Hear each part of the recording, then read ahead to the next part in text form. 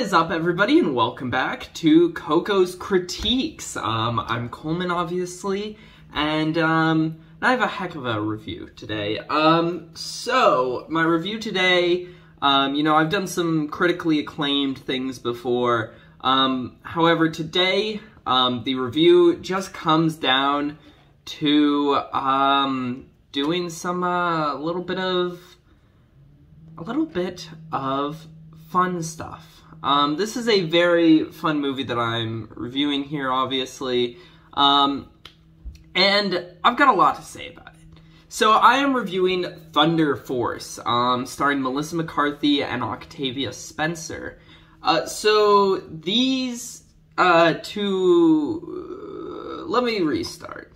This movie is about two best friends, like high school best friends. They kind of grew apart a little bit, but they both get superpowers. Basically, they live in a world where this like wave of radiation basically hits the planet, and all of the people that are genetically predisposed to be sociopaths get superpowers. So it creates like a ton of villains. But it doesn't create any superheroes because it only affects those that are gonna be sociopaths. However, Octavia Spencer sets out to create something that can give humans superpowers. So essentially creating good guys, heroes, superheroes, if you will. And so this is where the movie really kicks off. So Melissa McCarthy meets up with Octavia Spencer and sees her back, and it's like, hey, we used to be best buddies, what happened?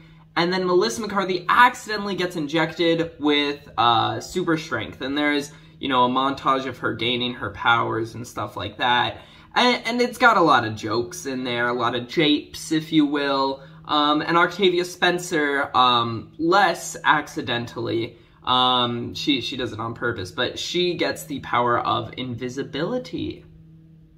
So, yes, that is what, that is kind of the premise of this movie. That's what it's all about. And so, this movie is pretty bad, but it is bad in a way that is, absolutely hilarious, basically. So, yeah, is it a great movie? No, it's not a great movie, but it has some really funny parts. It's very cheesy, over the top, but it is funny. It is a very funny thing. So, one part in particular is, you have Jason Bateman in it, and he is actually, he's a bad guy, and so he has lobster hands. He's got lobster claws, and he does one of these movements where he's like, every time he walks, he crabs like that. And they really play up his lobster claws. There's actually a bit of a relationship that forms between him and Melissa McCarthy. I don't want to get into it too much. I don't want to spoil anything. But there are some hilarious scenes in that. So honestly, that alone saves the movie. Is Jason Bateman just being funny. He's just a funny guy. He's got a ridiculous part in this, and he plays it so well considering how ridiculous it is.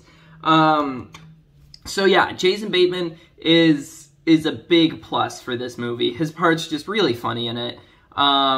Because he walks in and he goes, and then he's trying to use the little claw hands. It's very funny. But yes, so Melissa McCarthy has super strength. Octavia Spencer has invisibility. She also has a taser that she can use. And yeah, it's just very funny. It's got a lot of really good japes. It is very cheesy. There's some Fortnite parts. The story is not particularly strong. But of course, it's got Fortnite funnies.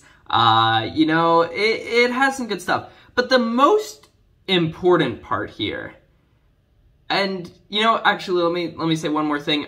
There is also, I don't know how to pronounce this guy's name, but Bobby Cannavale, maybe? He plays kind of the big bad in it, and so he can like suck power from people, and then he gets really strong. But there's a fight scene between them, and Plum Clementieff, she's in it as well. She's one of the bad guys. So you know, there's cool stuff there. You see this nice, like, it's not anything out of the park, but there is like a sweet relationship between Octavia Spencer and her daughter in the movie. So yeah, you know, there is some very redeeming aspects, and of course, the main redeeming aspect is that the movie is funny. It's a very funny movie. So that's a huge plus for it. And, but the real funny thing about this movie, besides, you know, the corny jokes, just the slams and everything like that, is the reviews. So, for those that aren't aware, Letterboxd is basically a social media site for those that want to review movies. You post your review, you give it a little score or whatever. Most people just kind of don't take it very seriously, but there are some that write like full essays for all sorts of movies. And you can bet that this cheesy Melissa McCarthy movie has a Letterboxd review, which you'll see on the screen there. Don't worry about reading it, because I am actually going to give you a dramatic reading of Letterboxd review of Thunder Force, which I really don't know why you'd write this long of a review for anything, much less a very obviously cheesed up comedy. So, without further ado, Thunder Force is about two childhood best friends who started a superhero duo because one of them got superpowers or some blank, and they decide to protect their city by defeating this mayor guy and his team. Now, I feel like this movie is going to be surprisingly garbage when I first saw the trailer of this movie, because it looked like every cringy and flat Netflix comedy with SNL comedians. But I want to check this one out, so I can give my thoughts about it. And this is one of the laziest comedies I've ever seen. It's cringy, lame, and very, very boring. Melissa McCarthy is just Melissa McCarthy in every blank movie she has been in. She's annoying, unfunny, and corny, just like Amy Schumer.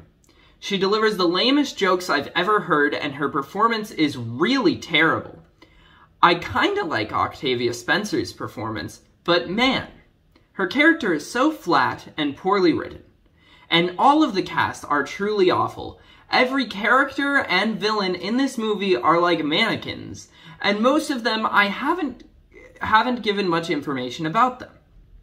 The comedy is blank lame. I haven't laughed at every single joke in this blank. These jokes are the ones that you see in every blank comedy from this century, and McCarthy's husband thinks it's absolutely funny, but it's not.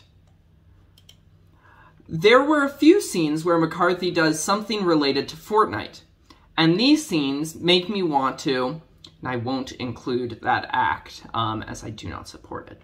And they ruin some of the dialogue because they just throw in a corny joke or horrible pop culture reference.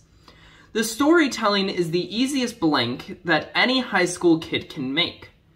The movie opens with a backstory about the friendship between McCarthy and Spencer that we don't give a blank about because it has so many cheesy elements in it, and after that, it's filled with so much uninteresting and questionable blank and tedious action sequences that make me want to do something else, like using my phone or walk around the house while the movie is playing. And I didn't pay attention to some scenes throughout this piece of blank. For the most part, the CGI and green screen look kinda awful, I guess. And the editing and Falcone's directing are terrible. Overall, Thunder Force is a piece of blank movie with blanky Fortnite humor and a simple and easy-to-make superhero story. And don't watch this movie if you're a superhero fan, or I don't know. This movie is probably perfect for kids, despite the PG-13 rating. And if you have a kid who likes Marvel and or DC, he might enjoy this one. And the only thing I liked about this movie is Palm Clementine because she's super duper hot in this film. Thank you. So yes, that is some of it, and you know, like, you may be saying, Coleman, that's just one review, that's just one person taking it seriously. I am scrolling through right now.